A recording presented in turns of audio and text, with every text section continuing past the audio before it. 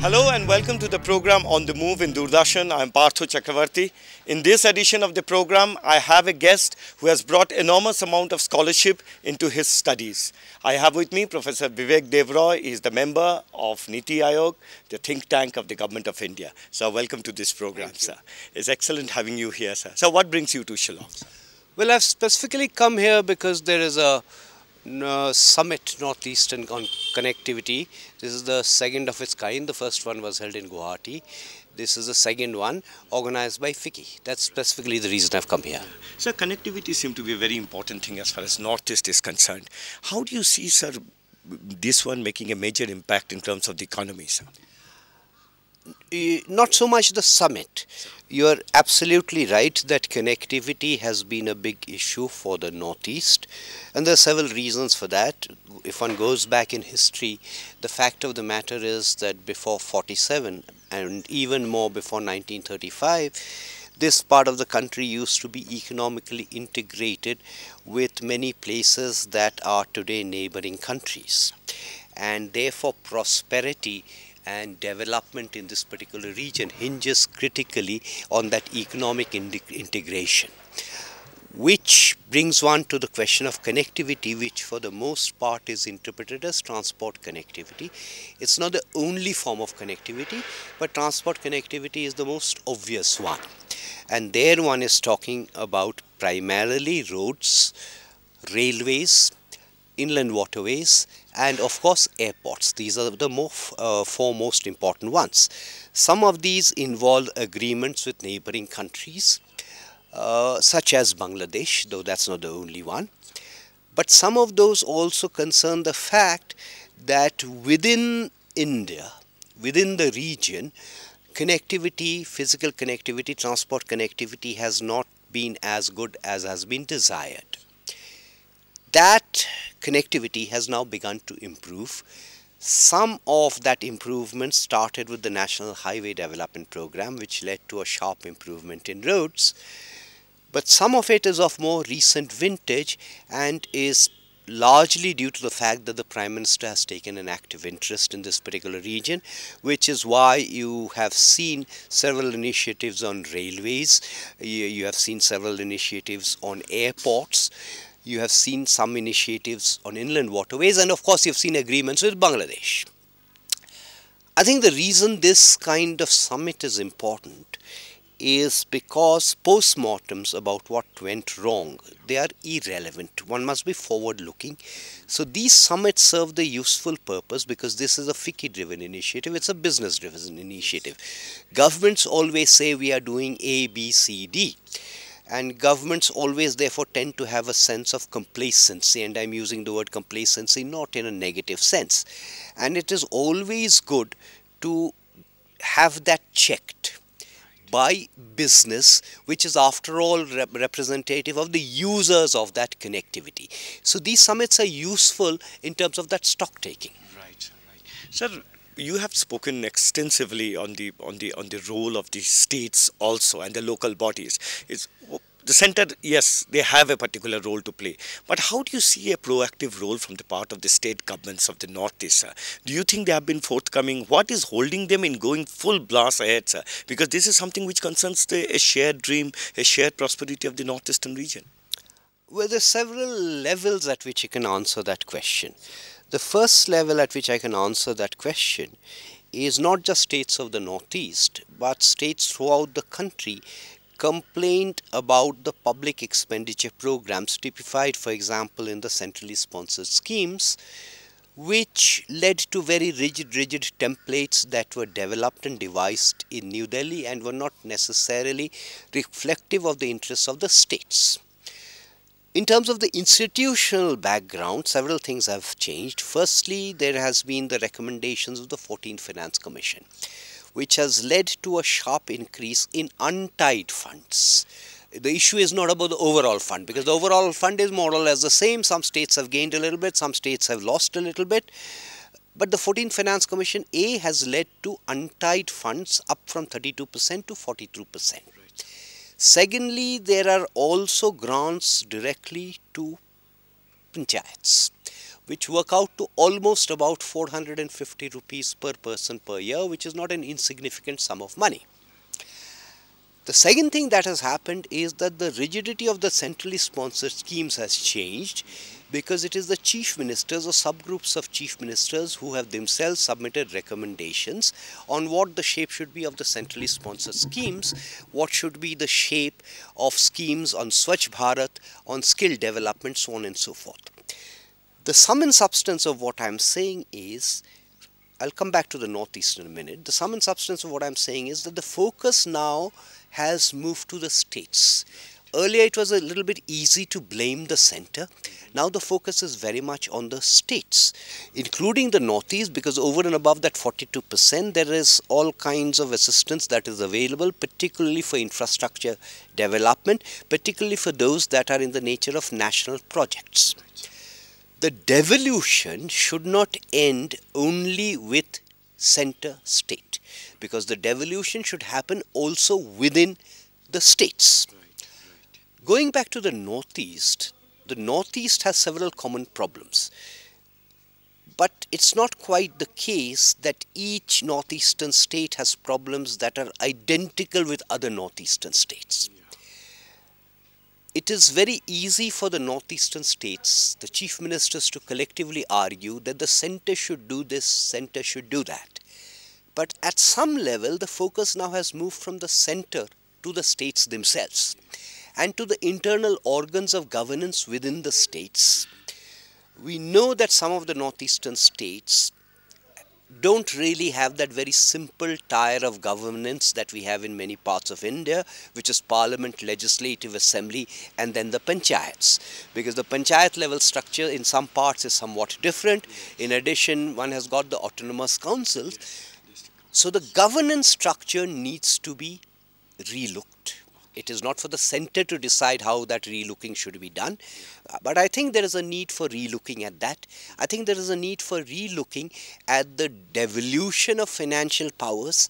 I think there is a need to relook at the kinds of ways you can generate your own resources. Because the moral of what has happened is that if you want support for capital investments, that's going to happen. But so far as revenue expenditure is concerned, so far as wages, salaries, pensions are concerned, you will have to find your own means. And the last bit, which is probably also quite important, is many of these infrastructure projects require land. Now, land is a state subject. In fact, even labor largely is a state subject. It's technically on the concurrent list, but several elements of labor are in the domain of the states. I will not mention individual states, but I would say that some of the northeastern states have been a bit more forward-looking than the others and have adjusted or have begun to adjust to the altered background, to the altered institutional structure. So some of the northeastern states are keeping on saying the same thing of special financial assistance of the Northeast of 90s to 10, which is to be there at one point of time. But that was not there over the last 1.5 years. That's what the state governments are saying. How do you see these situations? Not quite that. I would put it a little bit differently. Yeah. You see, the year 15-16 was a bit of an aberration. The reason the year 15-16 was a bit of an aberration was when many state governments formulated their budgets, they were not aware of the recommendations of the 14th Finance Commission, which could not be placed in the public domain until it had been presented in Parliament. Yeah. Secondly, it would have been very easy for PMO or Niti Aayog or North Block to say this should be the structure of the centrally sponsored schemes. Instead, what was done was the subgroups of chief ministers were set up, as I mentioned earlier. Question was, did one wait for those reports of the subgroups of chief ministers, or should one continue with devolution, some kind of devolution, pending that recommendation coming in? It is probably true that the recommendations took longer to surface than one had initially expected, partly because these are controversial areas. There are the interests of the general category states, there are the interests of the what used to be called the special category states. But the sum and substance is the aberrations that happened, the deviations that happened in 15-16, the devolution being effected was purely a temporary phenomenon, because in the interim the finance ministry said that until those recommendations come in, for the centrally sponsored schemes the ratio will be 50-50, and for central assistance, central sector projects, it will be in whatever ratio it used to be. Now that we have the recommendations, we know that it is going to be for the northeastern states 90-10. I'm not denying that there was a problem in 15-16. Yes. All I'm saying is this was a temporary problem, and I will stick my neck out and say that given the significant change in recommendations made by the 14th Finance Commission, which represent a complete abolition of the planned versus non-planned distinction, it is my view that a transitory mechanism should have been allowed for, because you cannot have these changes overnight. And part of the problem was there was no transitory mechanism. There was therefore uncertainty. For example, what happens to projects that have been started? Do you wind them up in between? And this clarity required a little bit of time. Sir, if I have to bring you to a very fundamental subject about the country, we are talking about poverty in our country, and Niti Aayog being the think tank of the government. So there has been several estimates, several definitions of poverty. At one point of time, it was rupees 39, which was said that that's the yardstick. How do you see the overall poverty scenario in the country, sir, and how effective has been the centrally sponsored schemes, the basic services schemes on housing, on food, how it has been, or Manrega? How do you see the overall scenario, sir? You are asking several questions at one go. Yeah. Firstly, there cannot be and there will not be a unique definition of poverty. Because if I try to pin down poverty, you will interpret it in a certain way, I will interpret it in a certain way, and all of these multi-dimensional aspects of poverty are valid points of view. Whenever I want an aggregate number, I am aggregating across various indicators, I am assigning weights to them, and in the last resort, those weights, the aggregation formula, they will always be subjective. So if I do something, you will always complain saying this is not the right way. Our view as Niti Aayog is that why do we want a number? After all, in different schemes, you have different measures of poverty. You have certain indicators for Indira Awas Yojana. You have other indicators for the Right to Food Act. You have other indicators for something else. So why do I need one number for poverty? So we have not computed a single number for poverty. The number that you mentioned earlier is a number that is based purely on what is called the head count ratio, which is based on consumption levels. But consumption levels is only, as I said, one particular indicator. To complicate matters, these numbers used to be computed on the basis of the National Sample Survey, which not only happens at 5-yearly intervals, it is a survey, it is not a census. A survey will never tell me whether you are poor or that household is poor or not. It only gives me an aggregate picture. So the only solution to that is decentralized identification. Now, for rural India, something called the SECC has been done.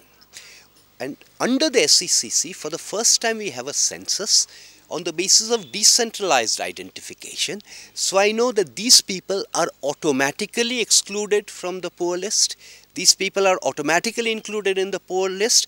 And in between you have a category of households, and we have their indicators of deprivation under different heads. And I can decide as central government, I can decide as state government, which of them need to be targeted for which particular one. Which leaves two different questions that you asked, which I have not answered. Firstly, what has happened to poverty? If I stick to that traditional head count ratio, which is percentage below the poverty line, there is absolutely no question that the percentage below the poverty line has gone down over the years. What the figure is depends on the measure you use, but whichever measure you use, whether it is Rangarajan, whether it is Tendulkar, whether it is something else, all of them agree that over a period of time, poverty has gone down. It's gone down primarily because of income growth and therefore consumption growth. So far as MGNREGS is concerned, the MGNREGS performance varies widely from state to state, And 15-16, for the reasons I mentioned earlier, has been a bit of an uncertain year. But the question to ask is, why do we have MGNREGS at all? The fact that we have MGNREGS is because people are still poor. Now, if people begin to improve, if their lives begin to improve, because MGNREGS is demand driven, MGNREGS beneficiaries should actually come down. I would regard that as a good sign. As I said, 15-16 and 14-15 are a bit of an aberration, but once the data stabilize, if the number of MGNREGS beneficiaries come down, I would say that that's a good sign. And the last bit I want to say is, I've talked about what is called headcount ratio, percentage below the poverty line. But if you look at education indicators also, there has been an improvement. If you look at health indicators also, subject to the fact that health data are not that good, there has also been an improvement. There's a difference between saying that there has been no improvement and the improvement has not been enough. Quite often people confuse the two. I don't think, regardless of the indicator you use, you can argue there has been no improvement. You can certainly argue that the improvement should have been much more. Sir, as an economist who have understood the subject so deeply, so what's your take on this investment of the central government into various social welfare schemes? There are huge amount of money which is being spent. At one tune, it must be about 1,80,000 crores. Somebody puts it, MNREGA itself is about 1,20,000 crores. Then the right to food security had come during the last regime. So how do you see these schemes actually benefiting people, sir? Or do you think there are problems of delivery, there are problems of leakage? Where is the problem exactly, sir? But there are huge investments, there's no doubt about it. You're absolutely right. There is no shortage of money. Depending on how you compute it, anything up to 300,000 crores a year was being spent in the name of poverty and rural development. And indeed, it's a completely valid question to ask. Have these led to tangible improvements in outcomes? However, this has gone a little bit topsy-turvy because of what I mentioned, because several of these public expenditure schemes will now be determined by the states. So as a center, I may decide that, look, this amount of money will be spent on ICDS. But how you implement that ICDS is up to you as a state government. And it is my belief that the intervention not only varies from state to state, but should vary from district to district within the same state. One of the mandates of Niti Aayog is actually to try and measure whether these public expenditure schemes lead to tangible improvements in outcomes. It is very difficult to do, particularly for the social sectors, even more so for something like health. What we have begun to do is to collect district level data and use that as a baseline to try and see whether these public expenditure schemes, whatever they may be, lead to actual improvements in outcomes. If they don't, to look at the delivery to see whether they can be improved. Let me give an example to illustrate what I mean. Yes. Take something like the building of toilets.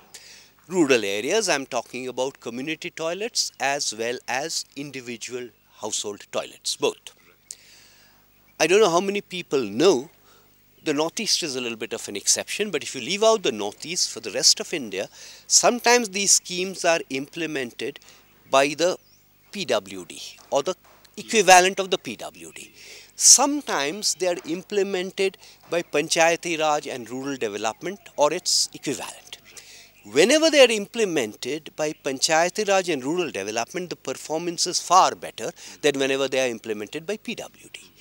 Now this therefore would suggest to an organization like Niti Aayog that we should begin to look at the delivery, because this is sometimes an area that is a little bit neglected, because with the same objective I can probably get better outcomes with the same kind of public expenditure if I begin to focus on delivery. And the last bit that I want to mention is we have begun to see the beginnings, because after public expenditure, look, public expenditure means you are giving me access to various infrastructure, social infrastructure, physical infrastructure kind of items which enable me to get out of poverty. After that, there will continue to be some people in the interim who need to be subsidized. I already mentioned the SECC. In addition, we have a phenomenal number of bank accounts now because of the Pradhan Mantri Jan Dhan Yojana. We still don't know how many of these are completely clean in the sense that they have been opened by public sector banks, and not only by the public sector banks, by the banking correspondents, the BCs. So some cleaning up has to be done. But once that is done, you are going to integrate 3 different databases. One is the SECC, secondly the Jan Dhan Yojana accounts, and thirdly the Aadhaar numbers. So you will see the beginnings of direct transfer into bank accounts, which A, eliminates any leakages because of intermediaries, and B, eliminates leakages because of multiplicity in the sense of 2 different beneficiaries with ostensibly the same name and address. Sir, I wanted to bring you in to this direct transferables into the account. How effective, what is the experience around the world, sir? How effective are these? You said about integration of three different indices and then utilizing it. How is the experience all over the world, sir? It's impossible to answer that. It's impossible to answer that because the result varies widely from country to country. The countries that are talked about the most are experiments that have been done in Latin America, some of the Latin American countries. Let me give you an artificial example which will illustrate. I tell you that you will not get subsidized food under the PDS. You will not have to go to the ration shop. This is your money.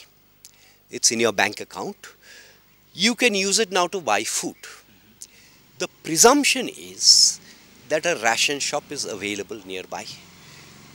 An alternative to the standard PDS ration shop is available nearby, which may or may not be the case. For example, in some parts of the northeast, like take Arunachal, the nearest shop may be kilometers away. The point I'm making is the international experience tends to show that when there are no supply side problems, meaning alternative providers exist, then direct transfers work better, which means urban, semi-urban areas, remote areas of the country, I don't think it's going to work. At the moment, what has happened is really almost, they're not really called pilots, but they're almost like pilots. It has happened for pension scholarships, those are not really very significant, and it has begun to happen for kerosene and LPG, petroleum products. Initially there were some hiccups, but now wherever they have been experimented with, they are working reasonably well, but these are still urban, semi-urban kinds of areas. So that would take some time, sir. It would take some time. Take something else, which has not been tried out so far, but take something like education. I give you alternatives to education. And if I'm going to give you alternatives to education, and an alternative to a government school needs to exist. Does it exist in the 6 lakh villages we have? No. So another way of answering your question is, I would say there are about 1 lakh villages where I am not sure that this is really going to work today. It may require 10 years before it begins to work. But it's not just urban and semi-urban area, the other 5 lakh villages, I think it is possible to make this scheme work. Professor Debroy, you headed a committee recently for the restructuring of the railways. You have submitted a report recently, sir. Sir, you had said, and very, very strongly you have argued, that it is not a question of bullet trains between 2 cities, which is more important. That comes as a matter of fact, but there are more important issues to address as far as the railways are concerned. Give us a glimpse of what exactly this report talks about. I will answer 2 questions, one that you have asked and the second one which you might have asked later, which is what are the recommendations, and B, whether they are being implemented or not. On the implementation, please understand that the reason the railways are in the mess they are today is because of what has happened over more than 5 decades. So to expect that things will be changed overnight, suddenly reforms tomorrow, that's not the way it's going to happen. Reforms are going to be incremental. Our 5 major reforms are the following. Firstly, we said commercial accounting. Commercial accounting not only to attract private investments, but also to make sense of the public investments. Today, I don't even know what is the proper rate of return on a particular railway project. So far as commercial accounting is concerned, it has been started after our report was submitted on a pilot basis in Ajmer division. And I'm sure it's going to work. So somewhere down the line, maybe 2 years, 3 years, we will have proper commercial accounting with all the MIS systems everywhere in the railways. The second recommendation we had was for an independent regulator. And an independent regulator which was sufficiently empowered, so an independent regulator which is set up statutorily and not administratively. Statutorily means through an act of parliament. Independent regulator not only to determine tariffs, which is how most of media has interpreted it, but also to ensure a level playing field between public service railway providers and possible private service railway providers. So far as the independent regulator is concerned, the bill is being drafted. A draft bill is already ready. So my expectation is that if not in the winter session, it will be presented before Parliament in budget session, and then of course it goes to a standing committee. So by the time we have an independent regulator, it may well be 3 years, because that's the average amount of time it takes for any piece of legislation. Just a point here, sir. So will the Indian Railways also be under this regulator? That's yes, absolutely. Okay. Yeah, the Indian Railways will also be subject to this regulator, and what we intended was the Ministry of Railways determines policy, the independent regulator implements that policy in the sense of ensuring that the rules of competition are followed, and the present Railway Board becomes a board only for the public provider, the Indian Railways part of it. That's what we intended. The third recommendation we had was that the railways function in silos. They function in silos because entry is through 8 different streams of officers, if you include the medical services, 7 if you exclude them. And throughout the rest of their careers, they continue to operate in these silos. We had said that you unify them, at least unify them prospectively for new entrants, and then retrospectively, which is much more difficult, you take some more time to determine how that retrofitting would happen. To the best of my knowledge, some initial discussions have happened with the UPSC, but it's still at the level of initial discussions. The fourth recommendation we had was decentralize powers significantly. Decentralize powers significantly. So far as this is concerned, several months ago, the Railway Minister did this for the GMs, General Managers. About 1 month ago, maybe 3 weeks ago, he has done it further down for the DRMs, for the station superintendents. So this recommendation has also been implemented. And the last one, which was not really our recommendation because this fitted in with government policy, which is to allow private entry for all kinds of different things. And again, there have been several initiatives I can mention in terms of implementing these, whether it is FDI, whether it is production of locomotives, whether it is even for things like developing railway stations. So as I said, this is not binary 1-0, but I'm reasonably happy with the progress of the recommendations. Yeah. Sir, would it also include opening up routes to the private sector? Then we have all sort of the Railway Protection Force. These are all government forces. Then how it will be, because there is a case of law and order also in the stations. Have you gone into those, sir? Well, you see, opening up routes is a little bit premature, depending on what you mean.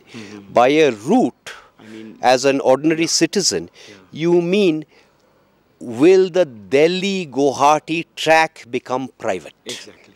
That's not the way a railway person would look at it. Because on the same track, what you have is a path. A path says that you are running a train from Delhi to Guwahati. This is the time you can operate it under the track. Fantastic. So it's a is path. That like a air route itself? That's correct. Yeah, That's correct. Yeah. So the way to look at opening this up is not in terms of opening up the track. That's not intended. That's very difficult to do unless it is some branch line somewhere where it can be opened up. What one is really looking at is opening up of paths. Today, the railways are really squeezed for capacity. And that particular stretch, let's say Delhi to Guwahati, I've got places where capacity utilization in segments is running at 150%. I've got places where stations have got 600 passenger trains running every day. That part, I think it's premature. What I expect to happen is once the freight corridors come into existence, a lot of capacity will be eased on the western side. So I am inclined to think that though your interests are in the east, my interests are also in the east, I'm inclined to think that the first opening up of paths, not tracks, will happen somewhere along the west and the south. Right, right. Sir, oh yes, sorry, you also mentioned the RPF. Yeah. You see, we made a recommendation in our report is that the railway should decide what is its core function, which to our belief is the running of trains. And it's not just RPF, GRP, where we have a conflict between the two, but also the railways running schools, the railways running medical establishments. We suggested that there are better ways of doing this, but as I said, the thrust of our recommendations were on the 5 principles that I mentioned earlier. While what you said is absolutely true, this is not a vital issue. Of the railways, yes. Sir, coming back, why the common man's prerogative still is linked to bullet trains. They want to have faster trains. They want to reach fast. Is that coming up, sir? Has that thought also been given, sir? Bullet trains directly did not enter our report because you said common man.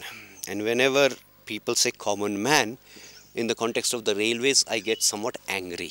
Because typically the common man is the person who's traveling on AC 2-tire and AC 3-tire on Rajdhani and Shatabdi. For the railways, that's not the common man. For the railways, the common man or common woman is the 95% of people who are traveling unreserved. Those are the people whose needs really have to be addressed. Now, obviously, we want trains to be speeded up. But for trains to be speeded up, I already mentioned the high capacity utilization. We need new tracks. We need new tracks, and new track costs anything between 10 to 15 crores a kilometer. In hilly terrain, it will be more. Today, with the existing track and the existing rolling stock, I can have speeds of up to 170 kilometers per hour. My belief is that is what the country needs. Bullet train, the expression is used indiscriminately, but technically it doesn't become a bullet train until the speed is around 350 kilometers per hour. Wherever 350 kilometers per hour has worked, it has been segregated track. You cannot have people crossing, you cannot have animals crossing. If I have segregated track, the costs without the segregated track for a bullet train proper, because the track has to be absolutely straight. A normal train can have handle curves. It will be 150 crores a kilometer. Now, that's a huge sum of money. It is true that some of the possibilities that are now being talked about involve incremental finances. Not from the railways, whether it is from Japan, whether it is from China or whatever. But despite those incremental finances, I think the areas where we will truly have bullet trains are actually limited. By the way, throughout the world, bullet trains, in the sense of 300 kilometers, they have worked for distances of about 400 kilometers. That's the optimum. So if you're asking me, will we have one from Ahmedabad to Mumbai? We probably will. But if one is expecting a bullet from Delhi to Guwahati, that's not possible. From Delhi to Chandigarh, yeah, maybe. It's a huge, huge cost. Yes, the short circuits, basically. Yeah. Sir, we have touched upon a lot of issues, and it was really nice talking to you. Just wanted to ask you a very important point. You are in the think tank of the government. How is the economy doing? What are its immediate plans? Sir, we are talking to rush towards 9%, 10%, but the other agencies are still saying that it will be difficult to go beyond 6.5 to 7. How do you see the overall economy, sir?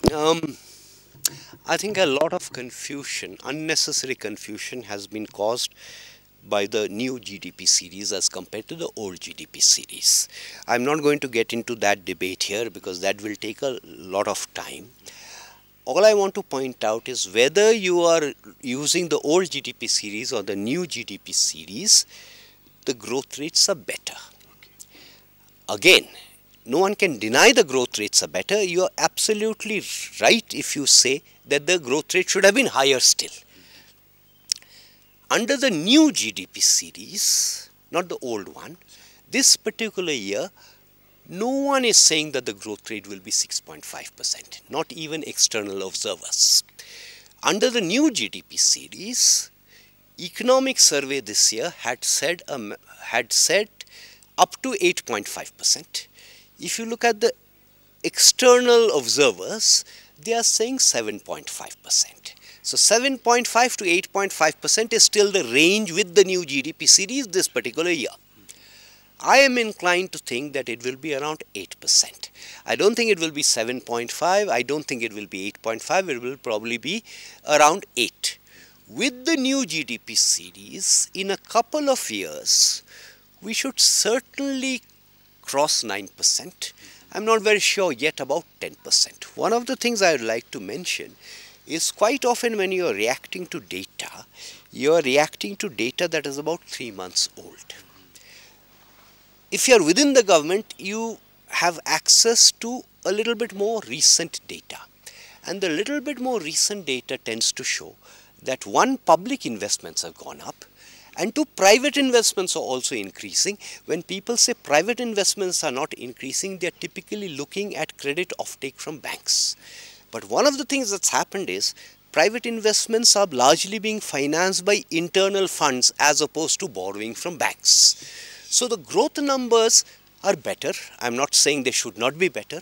The inflation numbers also, barring one commodity here, another commodity there, are also looking up. There are several initiatives that the government plans. I would say that the biggest problem still remains in the area of agriculture. In terms of the government's plans, the taxation reforms are a major item. Of course, the GST looks somewhat unlikely, but there are other kinds of taxation reforms on the direct side that can happen. There are other improvements that have happened, and I should also draw attention to the fact that 95% of national income is now produced in the states. Earlier it used to be about 90%, now it's about 95%, and there are several states which have implemented quite a few of the reforms. Yes, yes, and you have been quite welcoming about the reforms which came in September 2015, the World Bank rankings of the states. Yes, it's strictly speaking not a World Bank ranking. Yeah. I mean, the World Bank provided unfortunately, both of them came by the name of the doing business indicators. Ease of doing, but these are two actually separate things. Yes. One of these was pushed by DIPP, and in reaction to that, several of the state governments have made improvements, which is why doing business, defined in terms of that DIPP indicator set, has improved across a whole range of states.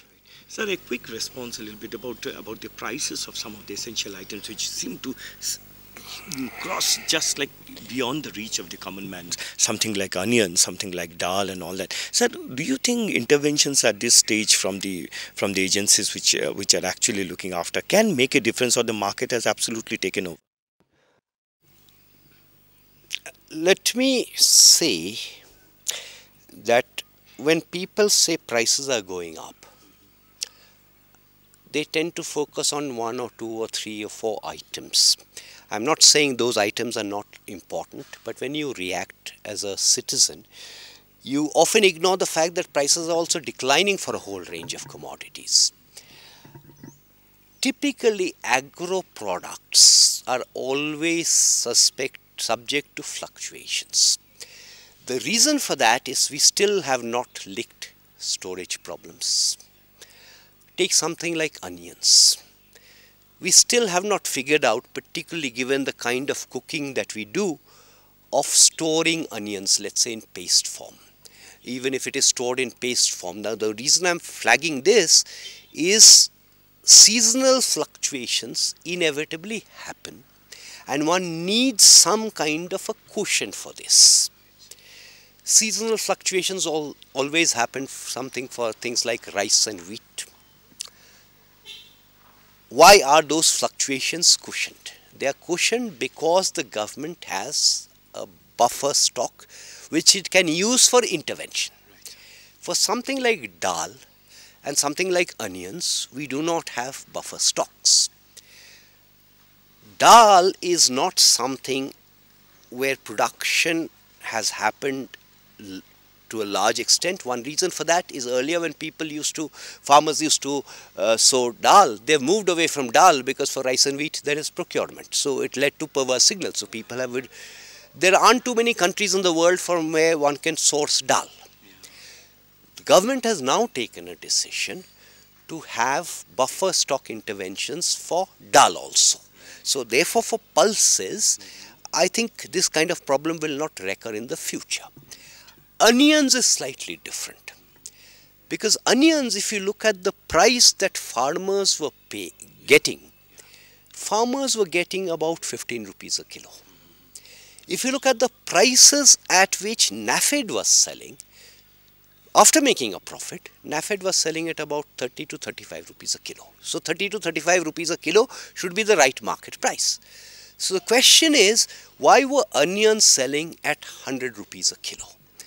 The reason, of course, is that market is still heavily cartelized. It's controlled by only a few traders, and therefore there was, in this kind of sense, a certain amount of speculative intervention by these traders. The question to ask is, what is the right response? Because you can do this only if there are a limited number of traders. Imagine a situation where there are a large number of traders. If there are, then that competition immediately will drive down the cartelization. Similarly, if you open up imports, onions is slightly different from pulses. If you open up imports, automatically those will have cushioning impacts. So dal, I think the problem will not recur in the future. Onions, I would still say that we have not licked the problem entirely, because some of the cartelization is also due to policies that state governments have. So strong interventions by the governments of the day, do they make a difference? How do you see it, sir? For something like dal and onions. Dal, as I said, no intervention was possible because earlier we did not have any buffer stock. Onions, NAFED, you see, because NAFED also buys from farmers. So NAFED also, there's a limited quantity that NAFED is in a position to buy. And after all, we come back to the same problem. How long can you store onions? For 6 months. Until we have a system where we have a system of converting to onion paste and it becomes incorporated as part of our diet, I don't really see how we can solve the problem of onions. Because even if I stock, as I said, I can only stock it for a maximum of about 6 months, perhaps for about 3 months. Right. Professor Debroy, it's been excellent talking to you and all that. And what sort of focus, lastly, you would like to have for Niti Aayog? Where is it going? Because it has replaced the age-old institution, isn't it? Well, Niti is different from the Planning Commission in several ways. Firstly, as I said, as I indirectly said, we work much more with the union ministries and more importantly with the state governments. So we don't summon the state chief ministers to Yojana Bhavan or what has now become Niti Aayog. We instead go to the states. Our role is partly to help the states overcome the problems they have with union government ministries. We are their voice in Delhi, including the fiscal part. We are their voice in negotiations with finance ministry. We have a think tank role also. That think tank role has not yet begun to happen completely. You see, think tank role means sometimes issues are referred to you by the government. That happens. The other part is when on your own you fix on certain issues and you make recommendations to the government. The reason that has not happened is an organization does not function only because you've got a vice chairman and 3 members. You need people below that. Below that, we have still not completed a recruitment process. So the think tank role will happen. It has not yet begun to happen. The third part is we are a depository of data. We are building up that database, as I mentioned earlier, district level upwards. The PM wants us to do it village level. We can't do village level right now. So we'll be a depository of data. so that you can also have access to the data. Why should the data only be available to the government? Fourth is, we are a repository of best practices. That this state does that state does that, let's exchange that information. That will also happen over a period of time. Remember that Niti Aayog came into existence 6 months after the rest of government. We really came into existence on 1st of January, and all of us joined in February. By the time it comes to 16-17, I think you'll see a little bit more of Niti Aayog, because I mentioned earlier our role in evaluating public expenditure schemes, and I also mentioned that 15-16 for various reasons was an uncertain year. It will begin to stabilize from 16-17. On that positive note, excellent talking to you, sir. It was really lovely talking to you. Thank you, sir. Thank you.